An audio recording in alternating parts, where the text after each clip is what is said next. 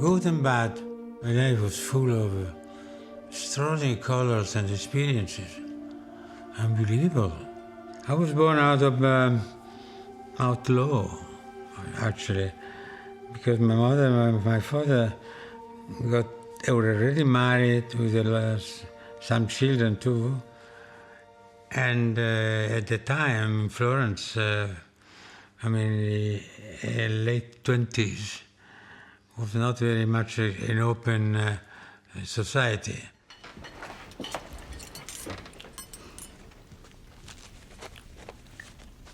Can I stay here with you until my mother comes back?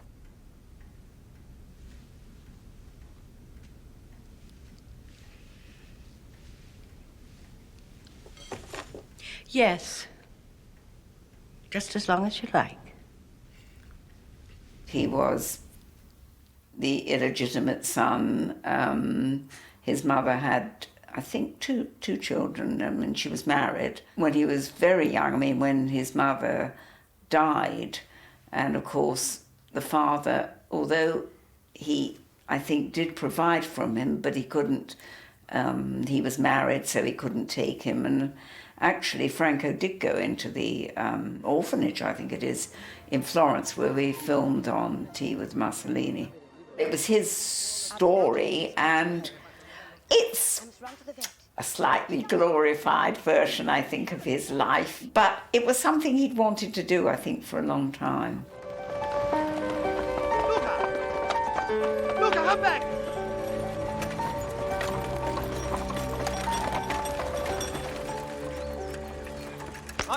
Vai bene, su!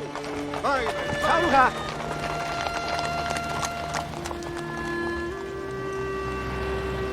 Luca. I thought my mother would come back.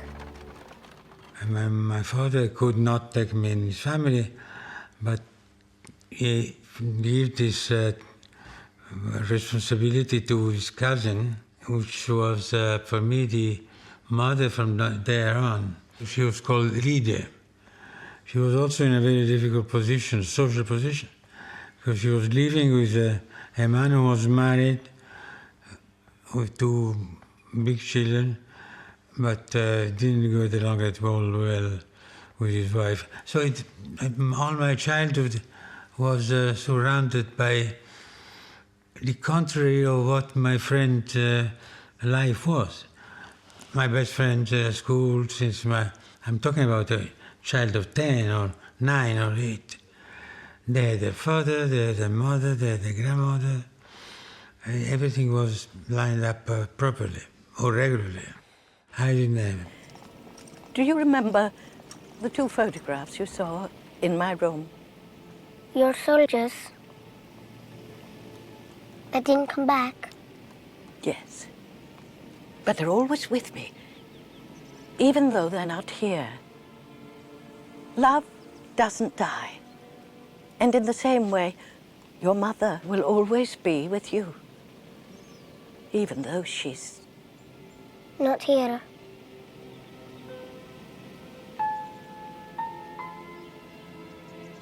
That put me in a position to observe everything very different from the children of my age. I was attracted by anything that I did not found ready to accept. I had to discover things by myself and conquered my own history. I don't think he has any resentment because the father did, enable him to learn English. You never feel there's any disgrace. It was obviously difficult, I imagine, of course, at that time for his mother, but, I don't think he has resentment, of having a ghastly childhood. I've never heard him talk that way about it. Anyway, I say all of this not to complain about my destiny, because on the contrary, I think that complicated approach to life, not easy as it should have been to a child of that age. That approach pushed me to find different solutions. In fact, he was very good. I was always very good at school. Automatically, I was much more advanced as a child than all the other children of my age. But that forced me not to become a waste of society or a criminal, to improve, to look for different solutions. And that went on like this. I was very good at school. I went to an art school and discovered that I could design very well. I liked going to opera. I lived a bit different from the other children. Until I went to architecture, because I wanted to do that path. I was in love with modern architecture, then the war came, and I better took another path.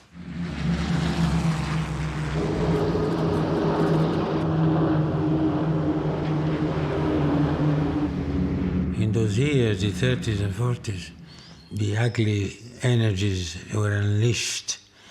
The communists, the fascists, the Nazis. We were brought up seeing the Jews chopped to pieces. It was horrendous. And because the church told me what was going on in Germany, and that made me separate my responsibilities from fascism. And then finally I crossed the lines and joined the 1st Battalion Scots Guards.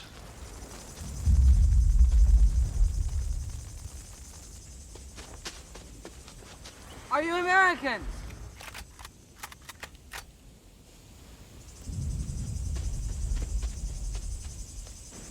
Are you English? No! We're no bloody English, laddie. We're bloody Scots. Franco was a young man, and I think was in hiding when looking for, I think even as in the film, looking for, to get away, and the Scots shouted out something, and he answered in English, and then they discovered there was this young man who could speak, probably wasn't perfect English because he hadn't been able to do it during the war, but he was good enough, and he's obviously got an ear for them, that he then became the translator.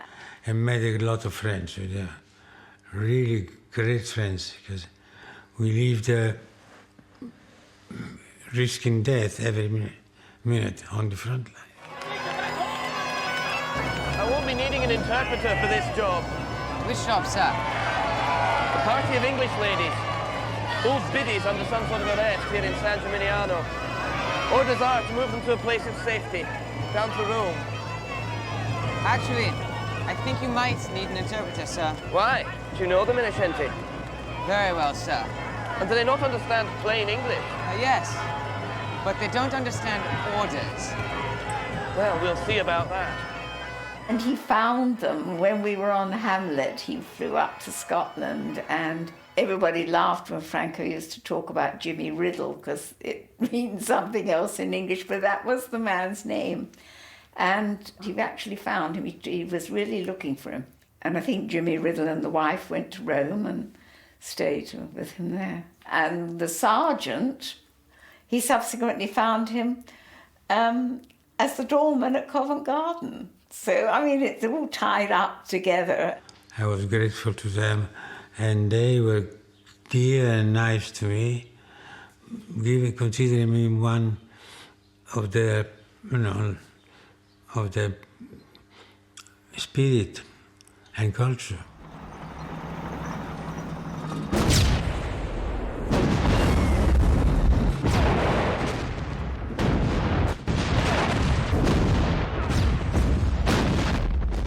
Then we went to Florence, and I was there when the Florence bridges blew up. The Germans destroyed them. And they were as sorry as I was.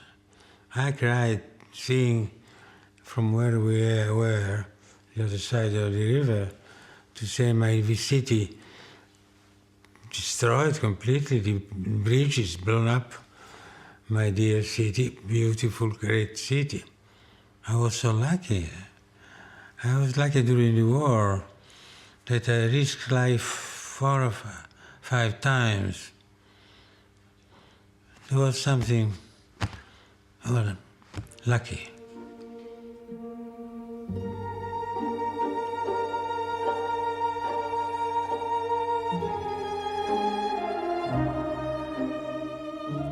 Then after that, I didn't want to go back to architecture. I liked adventure, invention of life, meeting new people out of a stiff context. And I began to act and work for theater.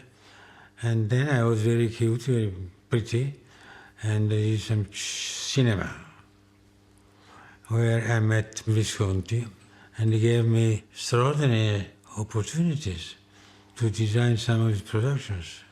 I did 3 productions with him. One was A Streetcar Named Desire by Williams, that he was presenting in Italy, the first in Europe.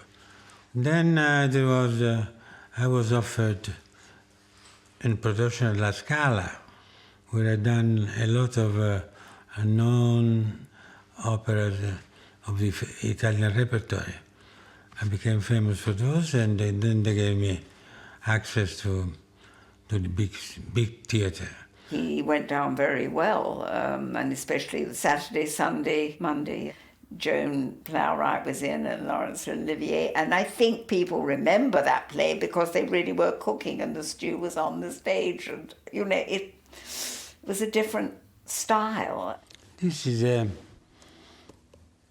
the play that had such a tremendous communication with the English audience.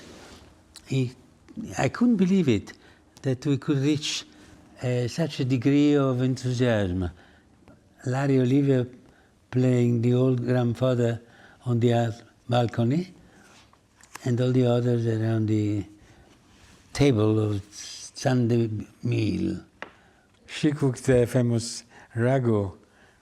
I mean, I've never seen an audience so excited, because they smelled the smell of ragu all the evening.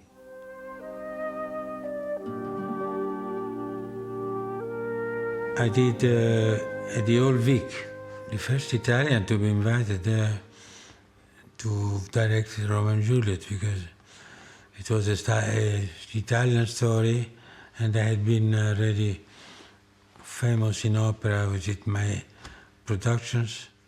It was an absolute triumph.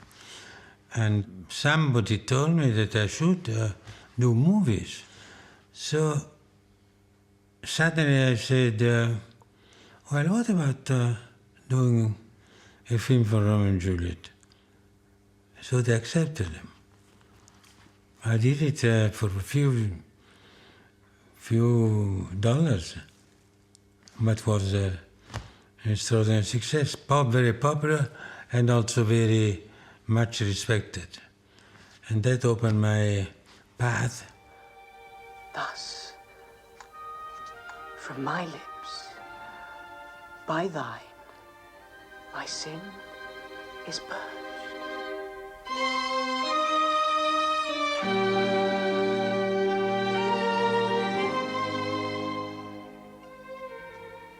Then have my lips a sin that they have took? Sin from my lips? Oh, trespass sweetly urged. Give me my sin again. I saw Romeo and Juliet, first years ago. I thought it was wonderful. It was so energetic and colourful, and it was shot in Mantua, I think. Wonderful to look at, and the costumes, everything about it. It was right. It was in Italy. I do protest I never injured thee, but love thee better than thou canst devise, till thou shalt know the reason of my love. And so, good Capulet, which name I tender as dearly as mine own, be satisfied. I think Franco could have made more films, although he was always occupied because, between films he did do operas and he did theatre as well. He, in many ways, is a much more rounded director than certainly film directors. Not too many, have had that experience. It seems today some of them are going back that way, are coming from the theatre and do opera and then do film. But there was a time when, film directors, especially Hollywood, only stuck with film. They didn't do other things. They didn't do theatre. The great experience, in working with Franco, it's been the great collaboration that he has always with the actors. He's a director that explains to every actor or actresses the role that they are going to act, and he gives details of the character that each actor is going to face, details that I never seen done by anybody else actually, and that's a great experience, because he sits there and he spends an hour with them to tell them who they are, who that character is, why the character is behaving that way, and so on. Then he leaves them free, especially if it's a good actor or an actress, it leaves them free to do whatever they want, but it gives them a big indication, and that's a great experience. My husband, friend, I must hear from thee every day in the hour, for in a minute there are many days. Oh, by this count, I shall be much in years ere I again behold my Romeo. I will omit no opportunity that may convey my greetings, love, to thee. Oh,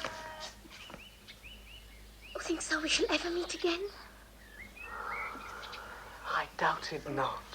Having done Shakespeare so successfully, I said, what else of Shakespeare I can do?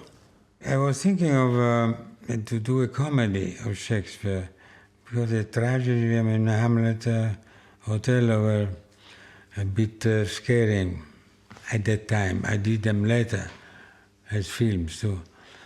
But at the time I was young and wanted to be cheerful, so I did at the Old Vic a very successful play after Romeo and Juliet was Much Ado About Nothing, where I had an unbelievable success. I personally remember seeing his wonderful production of Much Ado, I think it was, with Maggie Smith and Rob. It was a brilliant production at the Old Vic. And that attracted the attention of the Burtons. Burton went to see it. I was working in Italy. Went to see, and he said to Lord Olivier, where is this man? If I could make with him a film, I'll have my arm cut. I give an arm to make a film with him. So they reported to me what he had said. I said, I want to do 10 Men in the Shoe with Sophia Loren and Mastroianni. My agent said, you got to be joking. Do it with a proper international cast. I said, who? The Burtons. Imagine the Burtons that will come with me. Don't worry. So my agent arranged a meeting with Richard, and it worked very well, and we did the film. Myself am moved to woo thee for my wife. Moved? In good time. Let him that moved you hit, I'll remove you hence. I knew you were the first. You were immovable. Why? What's immovable? A stool. Like this. She was lovely, and he too. They quarreled all the time, but they loved deeply one another. Elizabeth remained a great friend. He died, but I've seen her until, I didn't know the picture of her, until a few months ago. I loved her.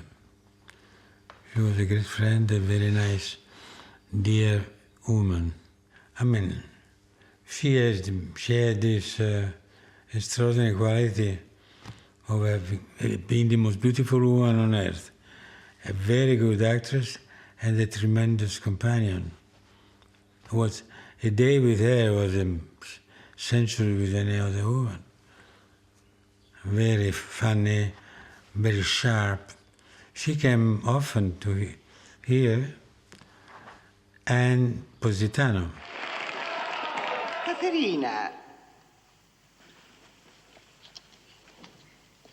Caterina, wilt thou take Petruchio to be thy lawful wedded husband?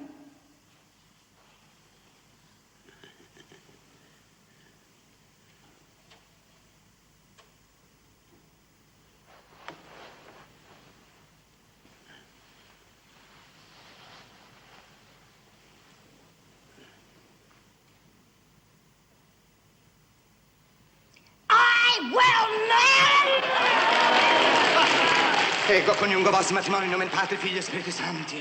I have to tell you this true. I was very projected for higher.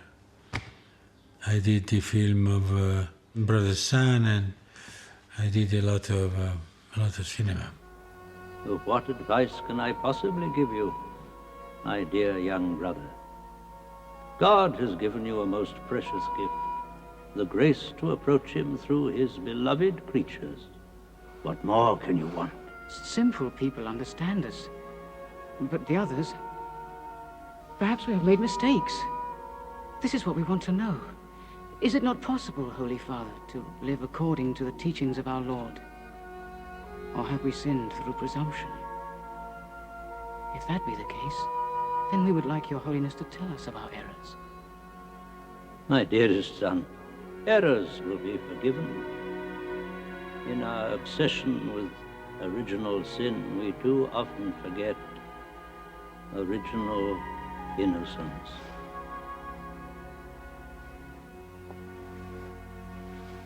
Don't let that happen to you. He had obviously tremendous visual effect on his films. I think his style, especially with the early Shakespeare, is wonderfully Italian, and maybe that isn't quite what the English, how they see the plays, but after all, The Taming of the Shrew, Romeo and Juliet particularly are, set in Italy. So, I think his sense of colour and style is unique. There are a lot of directors that are wonderful as directors, but they don't know sometimes the difference between a period or another one, the difference between costumes of the 40 or the 50. I've been involved in experience like that. Sometimes they put extras dressed, in the wrong way, for the wrong period, and with these big names, it will never happen. Because they know exactly, they are prepared. They are people, they are prepared. I don't know the young directors of today if they are ready to put together, this kind of products. What harm can he do? He's been out there for years in the desert, living on locusts and prayers. He doesn't incite the people to rebellion. He asks nothing for himself. All he wants is to remain poor and naked. He would very much like everybody else to do the same. Oh, no. When the wedding festivities are over, I'll have him preach at the palace. You can hear him with your own ears. He's a very remarkable man. I'm glad there is somebody remarkable in Judea. Then, what? Jesus of Nazareth, which was a full-time experience, really very, very serious. Was not an easy job, but it was for me a great pause in my life. What is the heart of the law? Hear, O Israel, thou shalt love the Lord thy God with all thy heart, with all thy soul, with all thy strength. This is the greatest commandment. You said well. You're not far from the kingdom of God, Joseph of Arimathea. The first time I was in charge of a full set was on Jesus of Nazareth, and it was a great experience because it was a huge movie. We shot for 9 months on location, which meant at the time 6 days per week working, so it was heavy, but wonderful because we had all those wonderful actors on Jesus of Nazareth, from Laurence Olivier to James Mason. Franco is a man that loves talents, and when he's surrounded by talents like people like Laurence Olivier and all this, it becomes enchanting to see those great people working together because everything becomes very easy. They understand each other immediately, and it's a great experience, I think, for all of us around them. Everything becomes easier. Surely he hath borne our griefs and carried our sorrows. Yet we did esteem him stricken, smitten of God, and afflicted. But he was wounded for our transgressions. He was abused for our iniquities. And through his wounds, we are healed. We were in Morocco first, and then Tunisia, definitely. But, again, there we were, 120 people, crew. We lived among ourselves, Of course, we had the local collaboration both in Morocco and Tunisia, but at the end, you get tired, you don't want to talk French or whatever, and you stay among Italians, eating together, fish, pasta, cooking pasta. We had to be a family because we spent, 9 months together, yeah. Franco is somebody who can mix with anybody, and he will mix people at his own house, whether they be kings, queens, princesses, the butcher baker down the street. He invites them all. They have to get on with each other, and I think it's wonderful.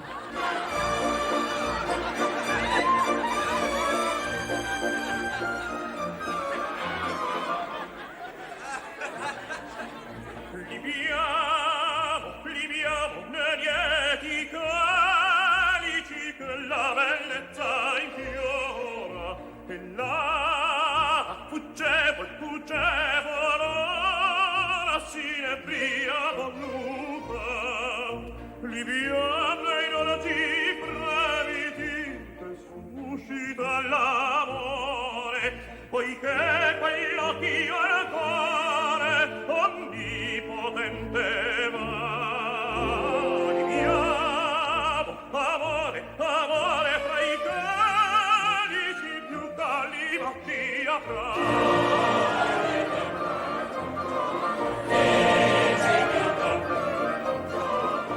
With Domingo, I could do films with him. In fact, I did 2. Othello was the best, and Traviata. Othello is, I think, the best film I've ever done.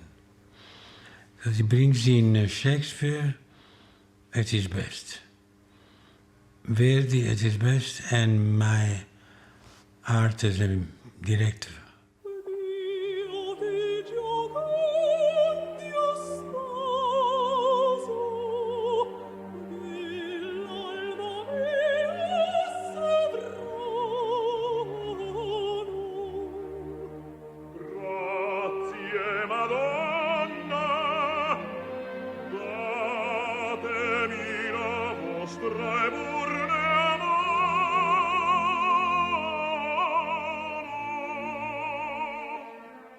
Othello was a great movie because there is Shakespeare, there is Verdi, there is Zeffirelli, there is Placido Domingo, in it, great personality and great talent.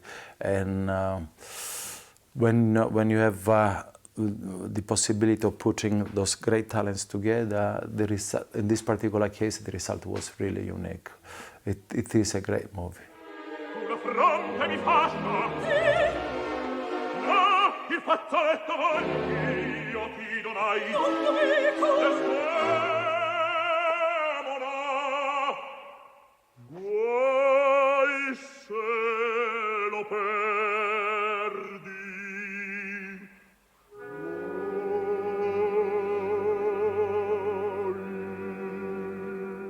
I done all the things with him. I done Barbara Seville, Don Carlo. Wonderful man. But the baritons are different breed. They remain human. A soprano or a tenor, they are artificial miracles. Because they don't use the natural voice. They use an artificial and phenomenal voice. I worked with Sam Joy and enthusiasm with Pavarotti and Domingo at the same time. Alla Scala or Met. Domingo naturally was much more easy because he was a great actor. Pavarotti had to be accepted for his looks, but in the end, he conquered completely the audience.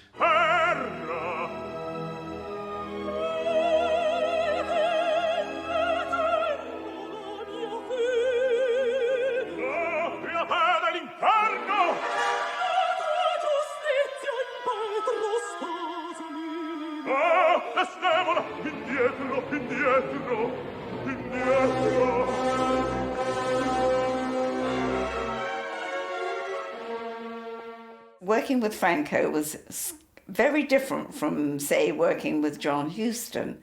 It's not easy. It was much easier for me to work with Ivory as an assistant director. With Zeffirelli, I think those Italian personality like Zeffirelli, Fellini, Visconti, from what I know, I never worked with Visconti, I never worked with Fellini, but from what I know, they are very difficult directors, impossible people to work.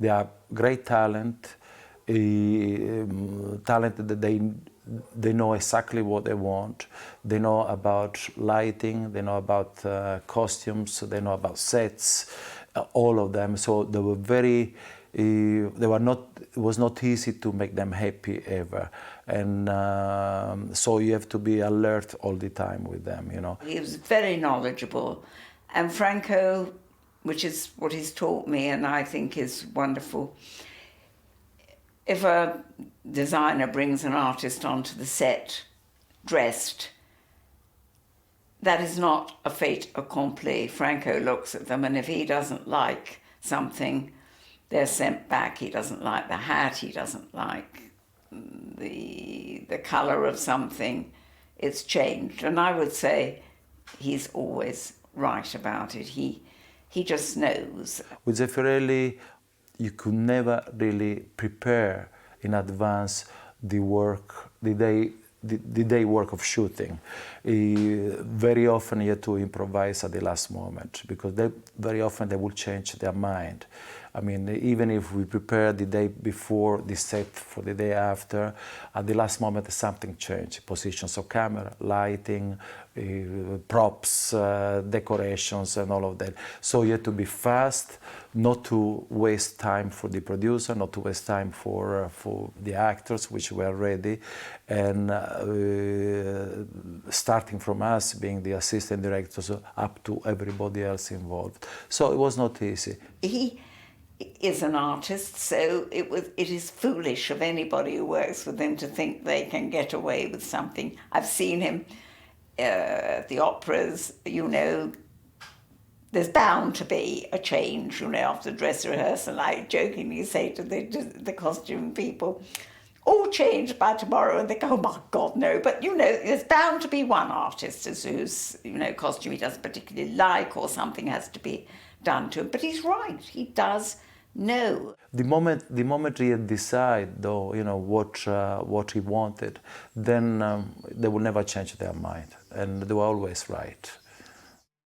He knew better than you know, the lighting designer, the costume designer. They knew better than everybody else what was right and what was wrong, you know.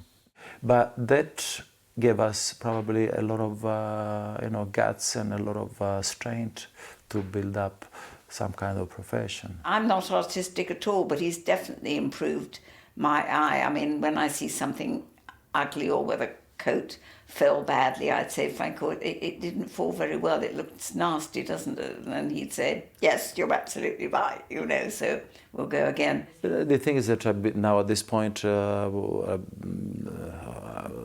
started with him in 1969, so it's been, 42 years. So yeah, I mean, I can anticipate a lot. I never write. I'm never right. When I think that it wants green, then it's going to have red or black, whatever. But of course, I can anticipate a lot of things because I know him very well at this point. Yeah. Hamlet, think of us as of a father, for let the world take note, you are the most immediate to our throne. And with no less nobility of love than that which dearest father bears his son, do I impart toward you. Franco, of course, knows a tremendous amount about costumes, and it was very interesting to watch him. And he also was very good at learning the lines, and he loved English actors, so he was in his element. In movies, the biggest preparation for him is the script, always, which has been a tragedy. A tragedy because it really takes a long time for him to have a script finished. Very often in certain projects he had 6, 7, 8, 9, 10 writers for certain projects. So that's the most important phase of the preparation of the movie. Then once that was achieved, location was easy, he knew immediately what he was looking for. Casting was easy.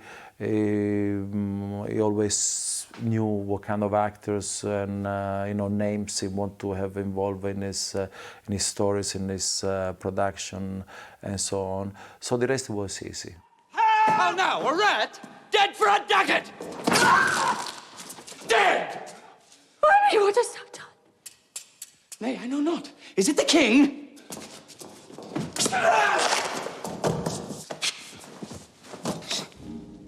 Franco did a very good job with Hamlet.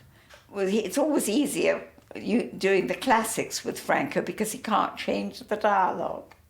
He'd say, if I'd say, no, we have to do another take, the actor, whoever it was, he knows exactly what he did because the actors always do. They know if they make one word, but they carry on. And he'd say, oh, you were Mrs. Shakespeare, because we had a dialogue mistress, and I just said, we've got to do another one. And the actor would agree.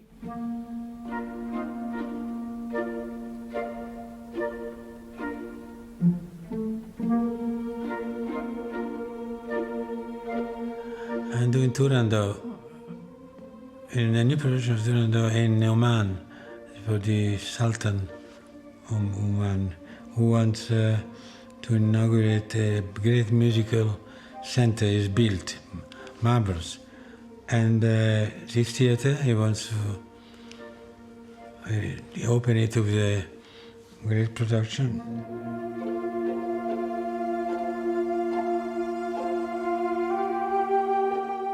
Usually for an opera, it's very easy for him. When we talk about opera, he sit down. I mean, once he decides the project, whatever they ask him to do, a project, Turandot, whatever it is for the other theaters and all of that, he sits at the table. It's a matter of 1 week, 10 days of thinking about what he wants, and then he puts himself at the desk and he starts designing sketches, and he comes up with the production. It's extraordinary that here the Sultan of Oman has built a theatre, and he's asked Franco to do the inaugural production, which is Turandot, and they went over last year. I mean, the theatre wasn't even completed, not nearly completed, and obviously the Sultan of Oman and all his guests will be there. But I think that's quite remarkable. He asked a man of 88, to do the opening production.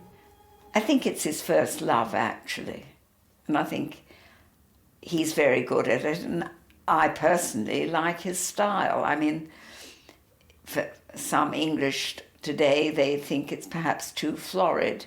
I don't, and I think he gives his audience what they came for, a spectacle.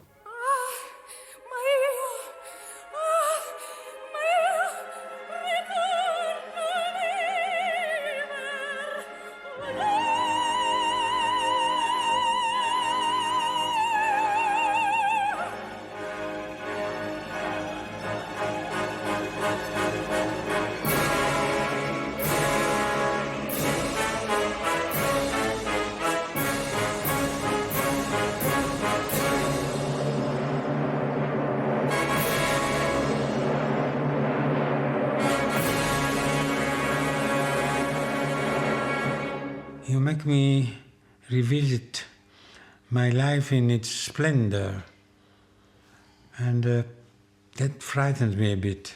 I'm absolutely speechless that I've done all of that.